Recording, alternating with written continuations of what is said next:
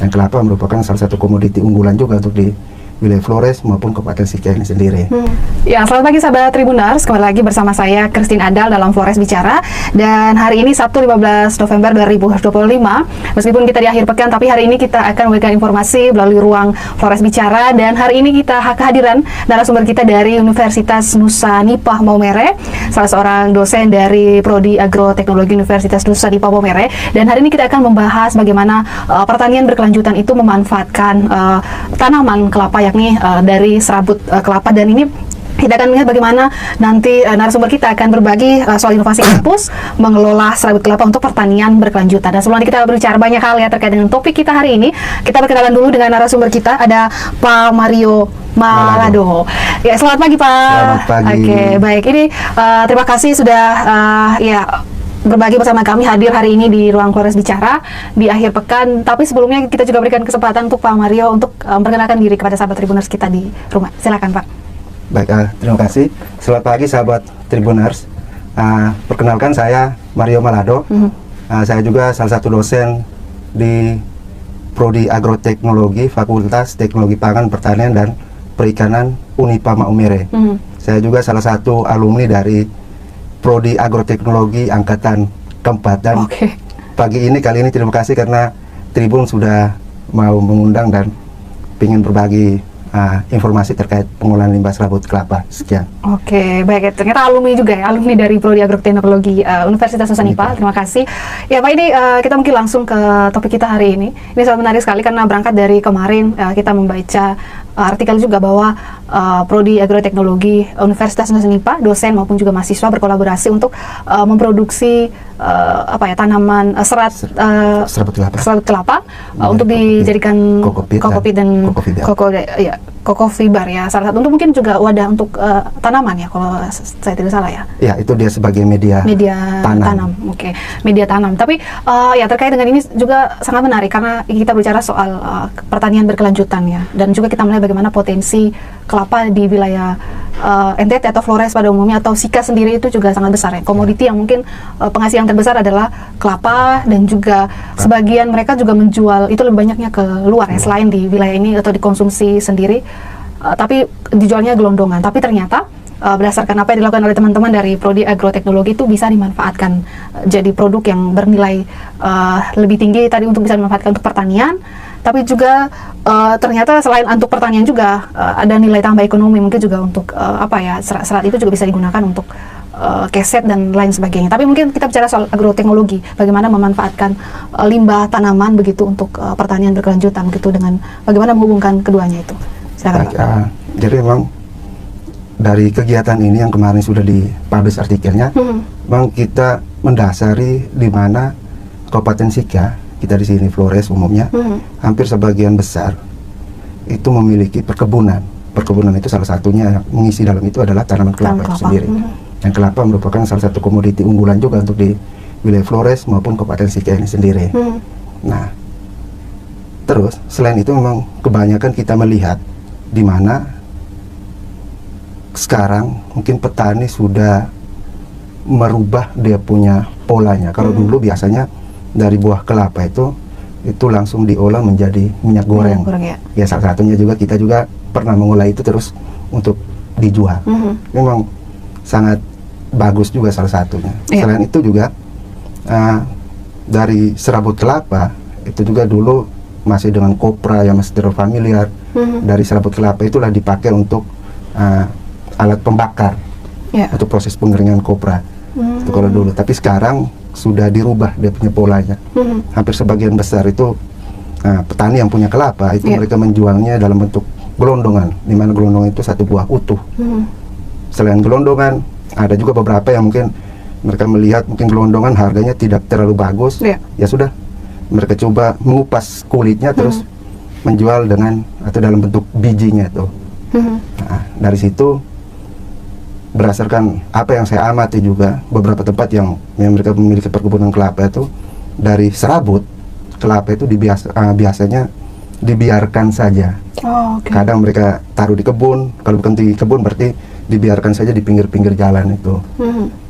Dan memang kita tahu serabut kelapa itu memang dia punya manfaatnya banyak. Bukan hanya serabut, tapi hampir sebagian besar tanaman kelapa itu memang dia punya manfaat untuk kita bisa gunakan itu.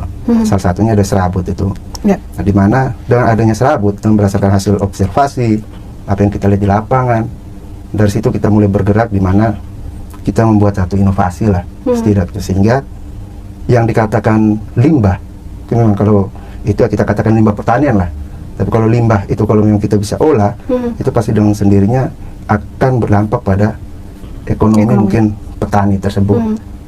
Selain kita gunakan untuk pengeringan untuk kopra itu.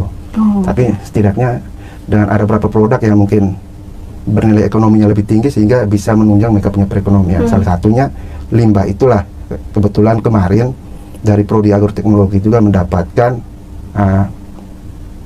hibah atau pendanaan dari Kemendiktissentek.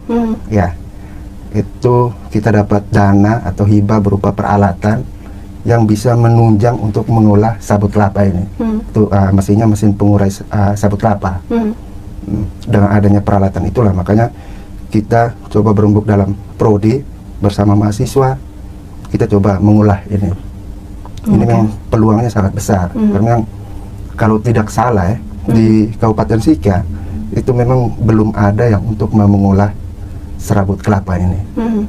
Sehingga dari situlah kita bergerak bahwa dengan adanya alat yang menunjang, sehingga kita mulai memanfaatkan limbah yang selama ini petani tidak merasa tidak ada untungnya. Dari situ baru kita bisa manfaatkan untuk mengolah menjadi kokopit dan kokofiber. Sehingga dari keberlanjutan itulah yang dari situ dikembalikan lagi ke situ. Bisa digunakan lagi oleh petani. Bisa digunakan lagi oleh petani. Baik, ini apa ya, hasilnya tadi adalah di produk kokopit dan juga kokofiber ini sendiri. Ini apakah ada perbedaan dua produk ini? Secara fungsinya sama. Dia di mana kita bisa gunakan sebagai media tanam. Tapi kalau berdasarkan masing-masing jenisnya itu ada perbedaan karakteristik dari dia punya bahannya. Di mana dari satu buah serabut kelapa itu ketika kita olah di dalam mesin pengurai itu nanti akan dipisahkan oleh mesin itu sendiri. Dimana ada dari satu serabut kelapa itu nanti akan dipisahkan dari serabut panjang kasar, dan ada juga nanti serabut pendek tapi dia lebih halus, dan ada satunya lagi itu dia dalam bentuk serbuk. Nah, dari ketiga karakter itu dimana ada serat panjang, ada serat halus, dan serat serbuk itu masing-masing memiliki nama yang tadi kita bilang. Kalau serat panjang itu atau yang serat panjang itu biasanya kita sebut dengan kokofiber. Tapi kalau serat halus itu biasanya kita sebutnya dengan bristel. Bristel itu kalau yang serat halus. Tapi kalau serbuk itulah yang kita biasa namakan dengan kokopit. Itu semuanya bisa digunakan sebagai media tanam ataupun juga dengan produk yang lain. Dari penemuan sebagai media tanam ya, ada kokofiber juga ada kokopit ya. Dan kalau misalnya di dalam dunia pertanian sendiri begitu, mungkin ini juga akan menjadi kalau belum ada pengembangannya dan baru dilakukan oleh teman-teman dari Prodi Agroteknologi ya, terutama untuk wilayah kita ya, di wilayah Flores Kabupaten Sika itu sendiri. Kokopit misalkan, apakah dia cocok untuk daerah kita? Apakah dia bisa menyerap air gitu, juga bisa membantu pertanian di sini, karena kita juga mungkin wilayah yang curah hujannya mungkin kurang begitu. Apakah ini bisa membantu soal tadi pertanian berkelanjutan gitu? Baik. Jadi memang kokopit itu sendiri yang kita tahu di mana dia memiliki kelebihan. Kelebihan itu di mana salah satunya tadi adalah dia bisa menyerap air sebenarnya, atau dia bisa menahan air. Berbeda dengan media-media yang lainnya di mana baik organik maupun apa, tapi untuk kokopit itu sendiri dia punya kemampuan untuk menyerap air. Dalam 1 kilo kokopit itu dia bisa menampung atau dia bisa menahan air itu sebanyak kurang lebih 16 liter kalau tidak salah. Dalam 1 kilo kokopit. 1 kilo ya lumayan banyak tuh, karena dia masanya dia agak keringan. Jadi dalam 1 kilo itu dia bisa menampung banyak air. Selain itu juga dia juga bisa menyediakan unsur hara bagi tanaman, baik unsur hara mikro ataupun unsur hara makro. Yang kita tahu di mana untuk kokopit itu sendiri itu dia lebih banyak itu mengandung fosfor dan kalium untuk unsur hara makronya. Tapi dia punya kelemahan di mana dia punya nitrogennya nanti akan dibutuhkan tanaman itu dia sangat kecil. sehingga kalau kita bicara terkait wilayah di mana kita di sini kan salah satu daerah tropis. Iya, betul. Selain itu juga kita memiliki kekurangan di mana air. Mungkin ada beberapa wilayah mungkin dia memiliki limpahan air, tapi ada beberapa wilayah juga memang dia airnya agak susah. Iya. Biasanya pakai beli dengan tangki atau apa dan sebagainya. Nah, dengan adanya kokopit inilah salah satu strategi atau salah satu media tanam yang mungkin saja bisa diterapkan untuk pertanian. Oke. Ya. Tapi kalau untuk mau digunakan sebagai budidaya, itu dari kokopit ini sendiri itu biasanya ditambahkan lagi dengan bahan yang lain. Oh, oke. Ya, kalau memang ada beberapa tempat misalnya kalau biasanya budidaya di dalam greenhouse, itu mungkin hampir sebagian besar itu digunakan dia punya media bahannya itu adalah menggunakan kokopit. Oke. Ya, kokopit ini sendiri. Tapi untuk tanaman-tanaman yang tertentu saja, misalnya melon, tomat, cabai, ya, maksudnya tanaman-tanaman yang dia punya nilai jualnya itu lebih tinggi, itu biasa digunakan atau medianya menggunakan hidroponik. Itu biasanya ditambah selain kokopit tadi, itu biasa ditambah lagi dengan arang sekam misalnya, terus bisa tambahkan lagi dengan pupuk organik. Dari dua bahan itulah yang bisa menunjang, dimana yang tadi saya sudah sempat sampaikan untuk kokopit itu sendiri kan dia nitrogennya kecil, berbeda sama fosfor dan kaliumnya. Nah, untuk menunjang nitrogen itu sendirilah dari pupuk kandang dan arang sekam itu, karena dari kedua bahan itu dia memiliki kandungan N itu memang cukup tinggi dan bisa menunjang untuk pertumbuhan tanaman itu sendiri. Oke, menarik ya. Manfaatnya sangat besar nih ya. Tadi di greenhouse ya, jadi bisa digunakan itu. Nah, tadi juga bisa digunakan terutama untuk yang pertanian lahan. Ya, lahan untuk pertanian lahan kering itu pun bisa. Memang itu yang pastinya dari harus ditambahkan dengan bahan lain. Dia tidak bisa murni kokopit saja. Oke, harus ditambahkan dengan bahan lain. Oke, berarti serabut kelapa ini juga bisa mendukung ini ya, bagaimana adaptasi perubahan iklim gitu ya di sektor pertanian ya, kokopit dan cocoa fiber ini sendiri. Untuk adaptasi perubahan iklim itu memang dia salah satunya juga karena bagian limbahnya itu sendiri. Kalau memang ya mungkin kalau ada yang mungkin menggunakan dia atau mungkin mereka merasa tidak perlu nih, mereka membakar, itu pasti akan mempengaruhi lingkungan. Ya. Jadi diolah tadi. Makanya jalan satu-satunya adalah prodi kita mencoba melakukan inovasi untuk memproduksi lah dari yang kita kena limbah menjadi satu produk yang punya nilai jual. Selain nilai jual juga dia juga bisa bermanfaat untuk petani ya, dan juga lingkungan dan juga lingkungan.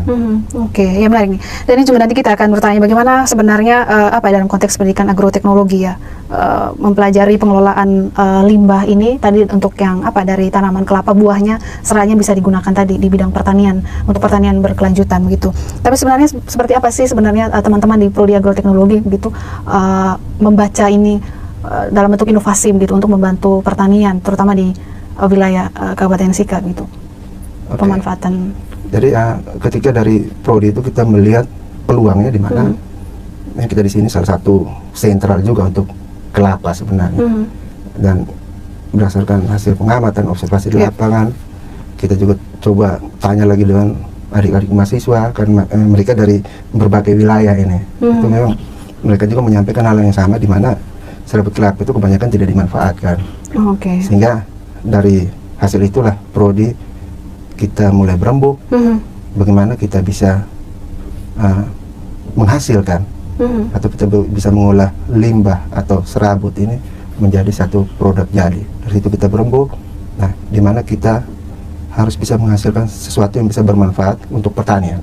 Nah kalau kita bilang untuk bermanfaat untuk pertanian ya, salah satunya adalah kokopit dan cocoa fiber itu sendiri.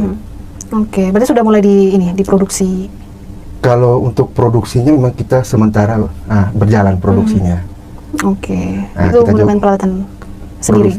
Kalau untuk peralatan itu kemarin kita dapat hibah tadi. Peralatan itu mesin produksinya memang dia cukup besar. Itu dia bisa kemarin kita sempat coba itu dalam satu karung yang 100 kilo kita isi full serabut kelapa itu dia hanya membutuhkan waktu tidak sampai 1 menit. Untuk dia uraikan, pisahkan antara serat panjang, serat halus dan dia punya serbuk tadi. Ya. Hanya dalam 1 menit. itu dalam satu karung itu kita sempat timbang juga, itu dia bisa dapat 8 sampai 9 kilo dalam satu karung, tapi karung yang 100 kilo tuh 8 sampai 9 kilo kita masukkan ke mesin itu dia hanya memakan waktu ya 60 menit lah itu. Oke. Dan untuk bahan baku sendiri itu dibeli dari petani atau dikasih sama petani? Karena mungkin mereka kan tidak menjual itu ya, serabut-serabut kelapa. Ya kalau kita mau minta saja kayaknya tidak bagus juga kan. Karena paling tidak harus ada yang saling menguntungkan begitu. Sehingga kita bilang ya barang ini bisa memiliki nilai ekonomi sebenarnya. Sehingga dari situlah kita bukan meminta tapi kita membelinya dari petani. Ya sebenarnya ini kenapa saya bertanya demikian, ini juga bisa memberikan pengetahuan juga kan untuk petani. Jadi selain buahnya yang mereka bisa jual, tapi bagian luarnya yang serabut juga bisa dijual. Betul. Dan ya kalau memang bisa, kita siap menerimanya, kita siap membeli. Kalau sekarang ya masih siap untuk menerima ya. Kalau sekarang ada petani-petani kelapa yang mau menjual, ingin menjual dia punya serabut, kita siap untuk tampung ya. Begitu, ini menarik ya. Jadi teman-teman misalkan ada petani-petani kelapa begitu yang mau menjual bagian serabutnya ya, jadi bisa di drop ke Prodi Agroteknologi Universitas Unipar begitu ya, di dekat kalau kita produksinya langsung di kebun praktek milik Unipar, depan Pasar Alok. Depan Pasar Alok. Jadi ini informasi yang menarik juga ya. Jadi teman-teman tidak perlu tidak hanya menjual dalam bentuk harusnya jangan menjual dalam bentuk gelondongan ya, tapi juga bagian-bagian itu bisa dimanfaatkan, bisa dijual juga per itemnya. Jadi tidak hanya buahnya juga bisa dijual bagian serabutnya. Tapi menurut menarik sekali soal hilirisasi. Kelapa ini juga sebenarnya kan tidak terlalu dimaksimalkan dengan baik ya, di wilayah kita gitu. Tadi yang benar yang disampaikan oleh Pak Mario bahwa kita di sini banyak yang tengkulak yang datang langsung ke petani beli dalam bentuk utuh ya. Jadi mereka drop satu kontainer gitu langsung bawa ke Jawa, dan itu nilai harganya kan pasti berbeda ya kan dengan kalau sudah dalam bentuk produk. Kalau misalkan tadi koko fiber dengan juga kokopit itu pasti harganya lebih jauh berbeda kan dibanding dengan buah kelapa utuh gitu. Dan pasti harganya lebih mahal dan lebih mahal. Karena tadi soal kualitas dan juga pemanfaatannya juga tentu berbeda gitu. Seperti apa Pak Mario melihat itu gitu dari sisi dari sisi bisnis dan juga tadi dari sisi pemanfaatan yang juga bisa digunakan dalam bentuk lain gitu. Baik. Jadi memang kalau bicara dari sisi bisnisnya itu memang dari serabut kelapa itu selain kita olah menjadi kokopit dan koko fiber itu sendiri, masih ada produk turunan lain lagi dari serabut itu sendiri. Ada banyak sih, memang banyak kalau kita bisa menghasilkan produk turunan dari serabut kelapa selain kokopit, koko fiber. Itu juga mungkin sahabat Tribun juga mungkin punya serbet ya. Iya, serbet atau keset kaki atau apa kaki ya. Yang dari kaki. Selain itu juga bisa juga digunakan sebagai sapu. Betul. Itu dari serat panjang kasarnya itu. Bisa juga diproduksi menjadi tali. Iya.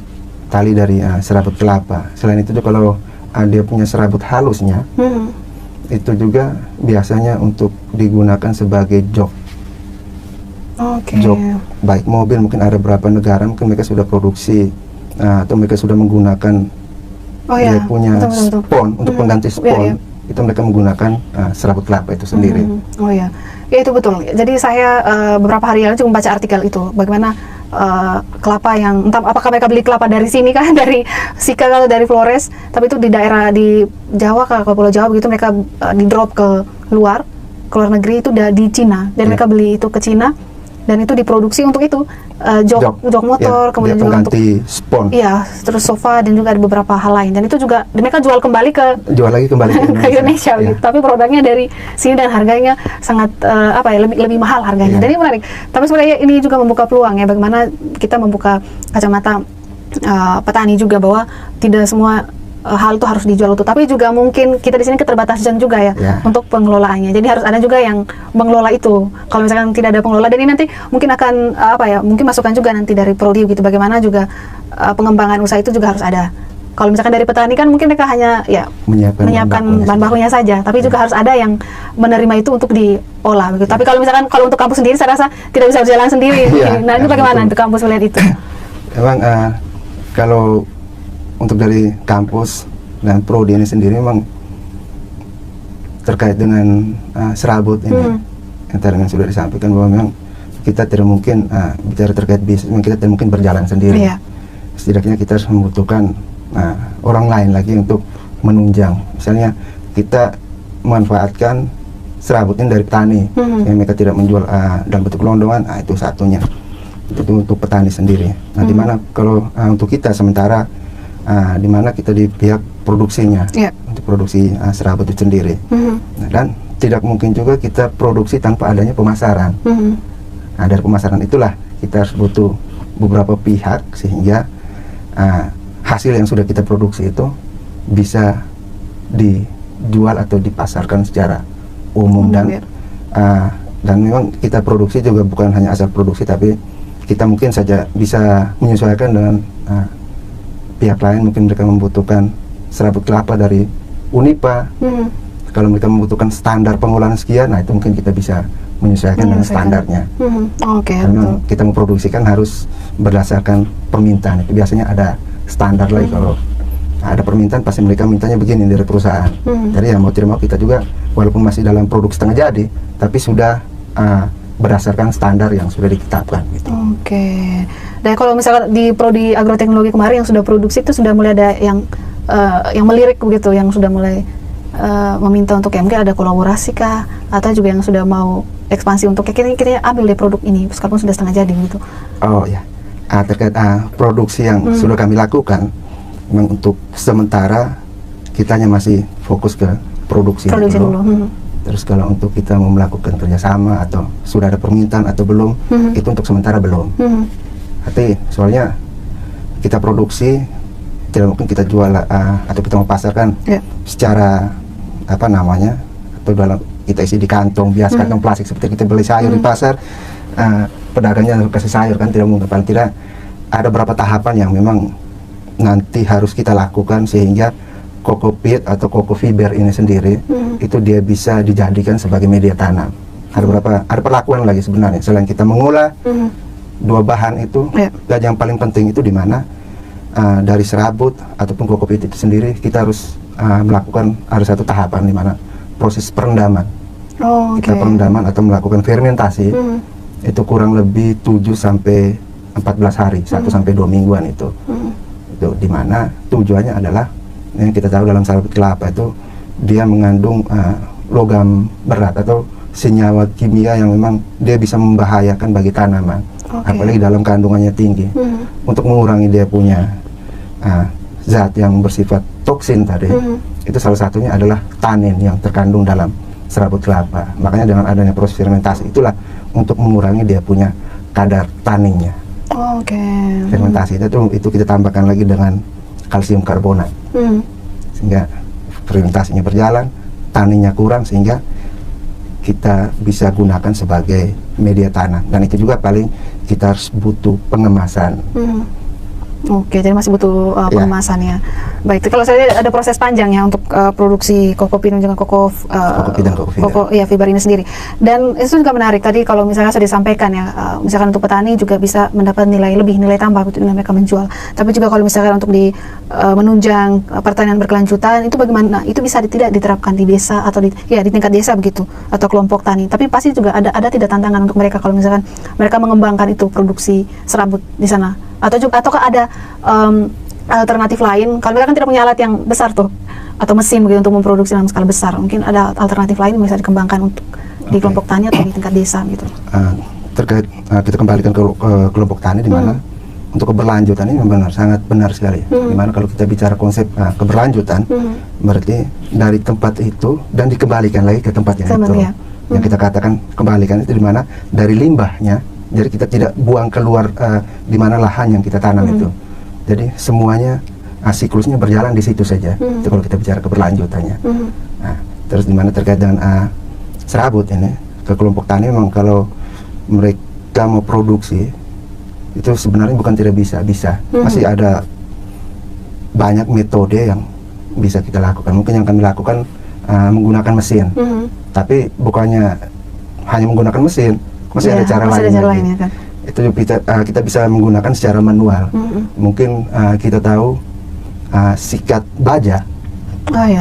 Sikat baja itu biasanya yang jual itu di toko bangunan.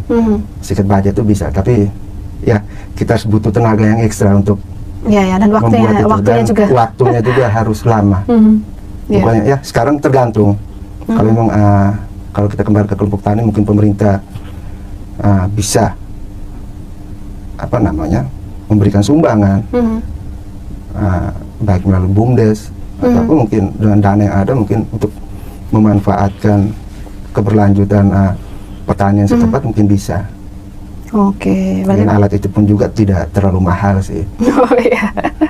Oke, berarti pasti akan ada pendampingan juga kan ya, dari kalau pendampingan kita siap untuk mendampingi. Atau kita siap untuk kapan saja dipanggil, kita dari Prodi siap untuk mendampingi. Ya, karena ini juga bisa menjadi pengetahuan baru juga kan untuk petani ya. Mungkin ya selama ini mungkin mereka lebih banyak mengenal yang pertanian lebih konvensional. Sekarang sudah mulai lebih modern. Jadi dengan adanya agroteknologi gitu kan dari kampus itu bisa membantu pengembangan pertanian yang lebih bagus begitu, lebih modern, sehingga berdampak pada hasil pertanian yang lebih banyak dan juga mungkin lebih berkualitas. Kira-kira begitu ya Pak. Ya, dan mungkin saya juga tanya terkait kita melihat bahwa hadirnya agroteknologi ya di kampus itu juga sangat membantu ya. Dan kalau saya lihat mahasiswa atau semua hampir kampus itu sekarang sudah banyak ada prodi agroteknologi di dalamnya, karena mungkin melihat kondisi kita di wilayah Indonesia atau kita melihat Flores juga semua berkecimpung di dunia pertanian ya kan, pertanian dan agroteknologi itu sangat penting sekali tadi yang sudah disampaikan sebelumnya. Ini bagaimana peran perguruan tinggi dan dalam jabatan petani dan teknologi terutama dalam pengelolaan limbah pertanian ke depannya. Limbah lebih tepatnya limbah pertanian atau limbah hasil pertanian. Iya. Itu biasanya lebih familiar ya. Iya. Memang limbah pertanian itu dari hasil pertanian. Tapi familiar itu limbah pertanian. Jadi ketika dari Prodi di mana memang bicara soal akademisi pasti tidak terlepas dari yang namanya penelitian ya. Ataupun pengabdian kepada masyarakat. Itu yang sebelumnya Prodi pun juga itu kita sudah melakukan kerjasama dengan kelompok tani. Itu biasanya turun mendampingi. Selain itu juga ada beberapa penelitian ataupun pengabdian yang mungkin saja ada peralatan yang bisa diberikan kepada petani. Itulah kita memberikan kepada petani dalam bentuk alat untuk baik untuk produksi pupuk ataupun penggunaan pestisida, tapi lebih ke organik, pupuk organik dan pestisida organik. Itu untuk peran Prodi kepada petani atau masyarakat itu sendiri. Lalu bagaimana dengan mahasiswanya? Karena mahasiswa ada yang kuliah tapi kuliah untuk menjadi petani begitu. Ada bedanya dengan mahasiswa yang kuliah untuk menjadi petani dan mereka kembali untuk menjadi petani sesungguhnya ketika mereka sudah keluar dari kampus tuh. Bapak melihatnya seperti apa? Memang ya mungkin saja yang selama ini kita pernah dengar itu di mana kita tidak perlu sekolah pertanian aja pasti kita bisa menanam kan? Iya, betul. Ya, atau ini memang kita lihat dengan kita berkaca dari kita punya orang tua ataupun generasi sebelumnya itu walaupun mereka tidak sekolah pertanian tapi mereka bisa bertani. Tapi tidak seperti itu juga sih sebenarnya. Memang untuk mendapatkan sesuatu itu kan selain kita berusaha, kita juga harus setidaknya ada ilmu yang sudah dibekali, sehingga pasti ada perbedaan antara mereka yang lulusan dari pertanian terus agroteknologi dan mungkin saja dengan petani yang mungkin mereka sudah menjalankan kegiatan budidaya itu. Pasti secara langsung pasti ada perbedaan. Ada perbedaannya. Bicara terkait mungkin kalau pengalaman mungkin petani lebih. Itu jam terbangnya pasti mereka lebih. Tapi bicara terkait teori itu memang perbedaannya di situ. Tapi untuk mahasiswa juga kita tidak tekankan hanya untuk teori saja. Memang dengan adanya kurikulum yang berbasis OBE ini, itu dimana mahasiswa itu diwajibkan atau mereka tidak fokus hanya untuk kuliah di dalam kelas saja untuk mendapatkan teori, tapi dimana mereka juga kita arahkan untuk lebih ke kegiatan-kegiatan praktek, dimana dari praktek itulah nanti dari satu mata kuliah mereka dapatkan atau mereka program, itu nanti mereka harus bisa menghasilkan sebuah produk. Misalnya kalau kita kaitkan dengan serabut kelapa ini sendiri, kita produksi kokopit, itu merupakan mahasiswa yang sekarang mereka mengambil program mata kuliah media non tanah. Jadi media non tanah itu media tanpa tanah. Salah satunya adalah Kokopit ini sendiri, Kokopit dan Kokofiber. Dari situlah selain ilmu, mereka juga lebih banyaknya memang untuk OB ini dia aktivitas lebih banyaknya di luar kelas sebenarnya, baik praktek, observasi lapangan apa dan sebagainya. Sehingga memang yang diharapkan itu lulusan harus bisa selain memiliki ilmu, dia juga harus kita bekali dengan pengalaman praktikum yang lebih tinggi, sehingga keluarnya itu memang dia benar-benar menjadi seorang sarjana pertanian. Oke, termasuk tadi bisa mengembangkan itu ya? Ya, selain itu juga mungkin dia berpikir bahwa saya punya limbah banyak, ini sebaiknya saya manfaatkan saja. Seperti itu. Baik.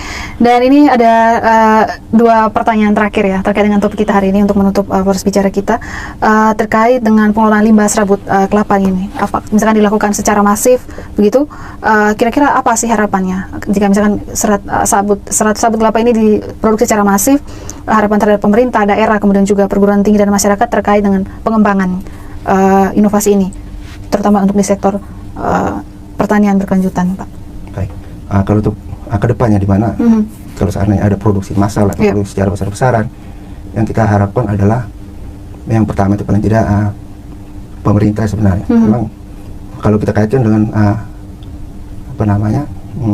hasil atau produksi atau produk yang kita olah ini, itu memang kita tahu ya pemerintah pasti punya banyak dinas apa dan sebagainya. Setidaknya dari pemerintah itu orang pertama yang harus bisa menjadikan atau bisa membeli, sehingga menjadi contoh bagi masyarakat jika bahwa di depan kantornya kami itu bukan hanya dipenuhi oleh bunga saja, tapi dengan tanaman yang mungkin bisa langsung dikonsumsi. Sehingga kita harapkan dari pemerintah itu, dimana kalau seandainya ada produksi massal itu setidaknya pemerintah juga punya campur tangan untuk bisa mengambil hasil produksi kami. Selain itu juga memang kita juga rencana ya cari dengan pihak luar, di mana kalau mereka membutuhkan bahan yang setengah jadi, itu yang pastinya kita bisa menyesuaikan dengan standarnya mereka. Selain itu juga memang kalau untuk masyarakat kita di sini, masyarakat Cika, untuk kebutuhan masyarakat Cika juga, ya kita untuk sementara nanti kedepannya pasti akan kita produksi lebih banyak. Selain itu juga bukan hanya Kokopit dan Kokofiber yang nanti akan kita produksi, tapi kita ada pengembangan lagi di mana nanti kita buat Kokopot. Oke. Kokopot ya. Ya, jadi pot itu bukan pot plastik lagi, tapi pot yang dari bahan serabut kelapa itu sendiri. Kokopot. Berarti itu malah lebih menarik lagi sebenarnya. Oke. Untuk tanaman ya, untuk bunga, hiasan-hiasan di meja mungkin. Oke. Itu dikembangkan dan juga nanti akan bisa dijual ya? Ya, bisa dijual oleh teman-teman dari prodi agroteknologi. Kedepannya pasti kita akan kembangkan lagi. Kewirausahaan baru lah gitu. Iya. Oke, baik. Dan yang terakhir adalah ini terkait dengan prodi agroteknologi begitu. Kenapa mahasiswa harus belajar di prodi agroteknologi Universitas Nusa Nipah begitu? Baik. Kenapa mahasiswa harus belajar, itu memang sangat harus sebenarnya. Karena yang di sana di prodi agroteknologi itu sendiri, memang kita lihat yang pertama itu dosen-dosennya itu asik-asik semua. Oh gitu. Ya, sekalian promosi. Oke. Masih muda, malah masih ya berenergi, yang punya semangat. Selain itu juga kita di sana punya laboratorium, sarana penunjang untuk proses pembelajaran mahasiswa. Dimana selain laboratorium itu ada, kita ada kebun praktek. Kebun prakteknya itu berlokasi di depan Pasar Alok. Itu kurang lebih itu 2 hektar, dan di dalam itu beragam tanaman yang biasanya ditanam. Tapi kalau biasanya musim hujan itu lebih dominannya dengan jagung, karena lahan itu harus ada rotasi atau pergiliran tanaman. Dan saat musim panas memang ada beberapa tanaman hortikultura lainnya yang nanti akan terisi di situ. Selain itu juga, selain punya lab kebun praktek, kita juga ada alat penunjang untuk produksi, baik serabut kelapa itu sendiri. Terus ada peralatan lagi yang nanti akan digunakan untuk praktik mahasiswa, itu adalah alat untuk mencetak briket arang. Selain briket arang, kita juga punya mesin produksi untuk pembuatan pupuk organik. Dan yang paling penting adalah Unipa atau prodi juga sudah punya traktor traktor itu sudah kita miliki, sehingga selain budidaya yang nanti mahasiswa yang akan dapat pelajari, ada pun juga teknologi yang nanti akan mereka bisa dapatkan ketika mereka masuk di program studi agroteknologi. Oke, jadi jangan ragu gitu ya kalau bergabung di program agroteknologi. Ya, sebaiknya jangan ragu. Semua dari SDM terus peralatan penunjang untuk mendukung perkuliahan itu memang sudah sangat lengkap di agroteknologi. Dan kuliahnya juga murah-murah sih. Internet murah tapi berkualitas ya teman-teman. Oke, baik, terima kasih Pak Mario sudah berbagi bersama kami kurang lebih 40 menit ya kita berbicara terkait dengan pengelolaan limbah serabut kelapa tadi atau limbah tanaman kelapa untuk bisa dimanfaatkan untuk pertanian berkelanjutan, tapi juga ada tidak hanya untuk pertanian tapi juga untuk manfaat lainnya, ekonomi lain, jadi bisa dimanfaatkan untuk produk-produk di rumah tangga mungkin. Tadi disampaikan ada pengembangan tidak hanya koko pit sama koko fiber, dan juga ada koko pot. Koko pot nanti akan dikembangkan ke depannya ya. Jadi kita tunggu nih produknya, dan harapannya tadi disampaikan oleh Pak Mario bahwa akan ada pengembangan tapi juga harus didukung oleh pihak ketiga yang bukan dari pemerintah kah, atau juga dukungan sendiri ya dari kampus ya untuk pengembangan kedepannya. Dan ya kalau saya melihat dari penelitian kita bahwa tanaman kelapa sendiri punya manfaat yang sangat luar biasa ya. Jadi kalau misalnya kita mau menjadikan misalkan Willy Flores atau Sika sebagai pendorong produksi kelapa yang berkelanjutan, jadi ada hilirisasi juga sangat baik, jadi bisa berkolaborasi dengan perguruan tinggi ya untuk pengembangan atau inovasi agar bisa membantu petani maupun juga meningkatkan ekonomi masyarakat juga tentunya. Jadi tidak harus produksi secara gelondongan tapi juga bisa dimanfaatkan, jadi tidak langsung harus dijual secara utuh begitu gelondongan keluar, tapi ada produk-produk lain yang dihasilkan. Tadi salah satunya ada koko pit dan koko fiber, juga nanti ada kedepannya ada koko pot bisa dijual keluar ataupun juga dijual di wilayah Sika atau Flores atau NTT, jadi itu bisa mencukupi kebutuhan masyarakat di sini. Dan sekali lagi terima kasih, semoga nanti ada pengembangan lain lagi kita bisa bagikan juga di sini begitu ya, semakin banyak siap ya. Semakin banyak juga petani mungkin juga bisa terbantu ya dengan informasi-informasi ini. Jadi kalau ada yang mau membangun kolaborasi begitu ya dengan prodi agroteknologi terkait dengan penggunaan limbah atau pengembangan pertanian ya, atau pengembangan pertanian apa dan sebagainya, kita siap terima. Jadi bisa dengan teman-teman dari prodi agroteknologi Universitas Nusa Tenggara. Sekali lagi terima kasih Pak Mario. Dan Tribuners, demikian Flores bicara kita hari ini. Semoga informasi yang kita dapat hari ini dari Pak Mario bisa menambah wawasan baru dan juga untuk membantu dari soal pertanian berkelanjutan ya di wilayah kita. Sampai jumpa di Flores bicara berikutnya. Selamat pagi.